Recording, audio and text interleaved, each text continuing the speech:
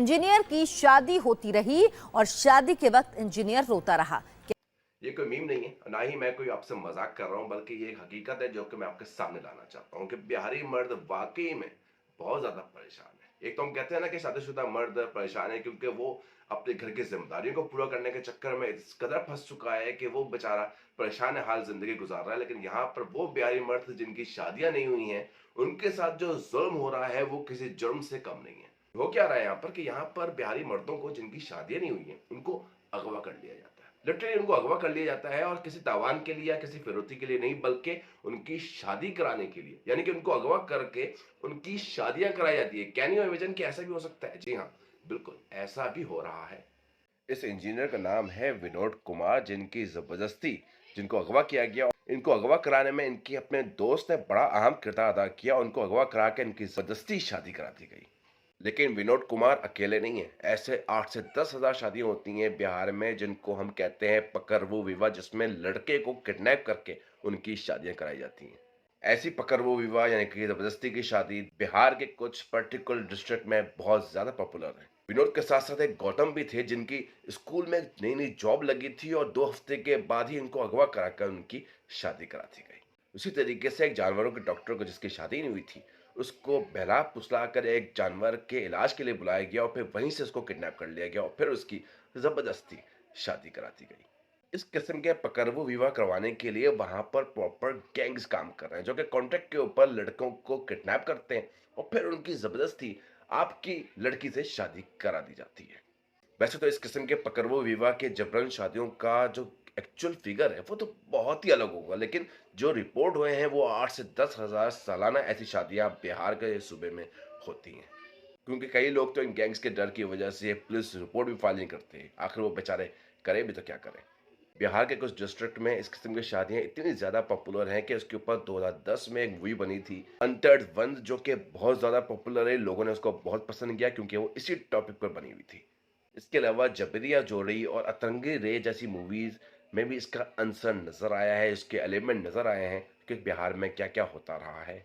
अब ये होता क्यों है? लेकिन ये सोचने समझने वाली बात है कि आखिर इस किस्म के हालात और इतनी जबरदस्ती शादियां क्यों हो रही हैं, और आखिर लोगों को या इवन गवर्नमेंट इसके ऊपर एक्शन क्यों नहीं ले रही? जब भी कोई लड़की वाले अपनी बेटी की किसी से भी शादी करवाना चाहते हैं तो लाजमन उनको ये फिक्र होती है कि हमारी बेटी की जिस किसी से भी शादी हो वो फैमिली बड़ी अच्छी हो, वो खाते पीते घराना हो और लड़का पढ़ा लिखा हो, कमाता हो, ताकि हमारी बेटी खुश रह सके। उसके साथ साथ लड़के वाले चाहते हैं कि क्यों ना हमें ज्यादा से ज्यादा जहेज मिले ताकि हम अपनी जिंदगी संवार सकें। बिहार में लड़के वाले लड़के को एक मनी मेकिंग मशीन समझते हैं कि उनको पता होता है कि हमारा लड़का जिस किसी भी लड़के से शादी करेगा तो जहेज तो तगड़ा मिलेगा। लेकिन क्या करें, जब गरीब लड़की वालों के पास कोई ऐसा आसरा नहीं होता कि वो भारी जहेज दे सकें, तो फिर वो ऐसे गैंग्स को कांटेक्ट करते हैं जो कि इनके बिहाफ पर लड़के किडनैप करते हैं, उनके सामने लाकर खड़ा कर देते हैं और फिर उस लड़की की जबरदस्ती उसी की लड़की के साथ उनकी शादी करा दी जाती है। यही होता है पकड़वू विवाह, जहां पर लड़की वाले जहेज ना देने की वजह से ऐसे गैंग्स को अप्रोच करते हैं, जहां पर वो उनके लिए लड़के किडनैप करते हैं, उनके सामने लाकर खड़ा करते हैं और फिर उन्हीं की बेटी के साथ उस लड़के की शादी कर दी जाती है और वो किडनैप हुआ वो लड़का उनका दामाद बन जाता है।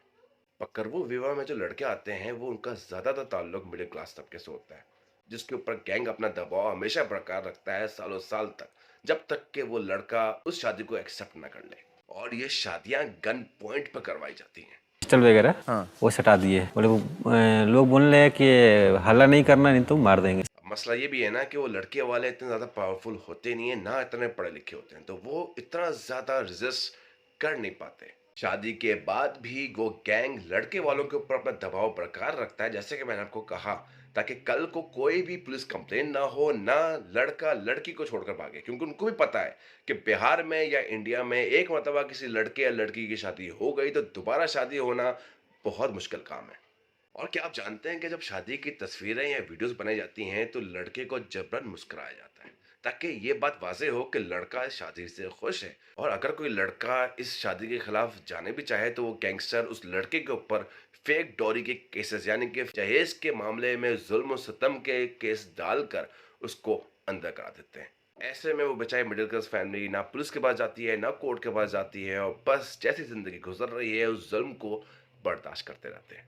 जिस तरह मैं परवीन की बात करूं तो परवीन ने 3 साल तक अपनी शादी को एक्सेप्ट नहीं किया था, आखिर में क्या हुआ, उसको अपनी शादी को एक्सेप्ट करना पड़ा। औरत लोग आई हल्दी लेकर के, वो सब जबरदस्ती आकर के कोई ऐसे से करे, गुदगुदाए। और ये तस्वीर लेने वाला वो बोलता था कि सिर्फ आप हंसाइए एक बार, नहीं हंसाएंगे तो काम नहीं चलेगा। तो बस के रहें दोस्तों, जहेज और दौरी जैसी चीजों पर लानत भेजें और दुआ करें कि यार इस किस्म का जुल्म, इस किस्म की बदमाशी हमारे अपने शहर, हमारे मुल्क पर कभी भी इम्प्लीमेंट ना हो। तो फिर हमारा क्या होगा, उन गैर शादीशुदा मर्दों को क्या होगा जो कि शादी की ख्वाहिश रखते हैं और जहेज बहुत सारा चाहते हैं। तो जरा सोचें इस बारे में और मुझे भी देखते रहिए। Thank you very much. मेरे चैनल को सब्सक्राइब कर लीजिएगा, मेरे चैनल को लाइक कर लीजिएगा। थैंक यू, अल्लाह हाफिज़, टेक केयर।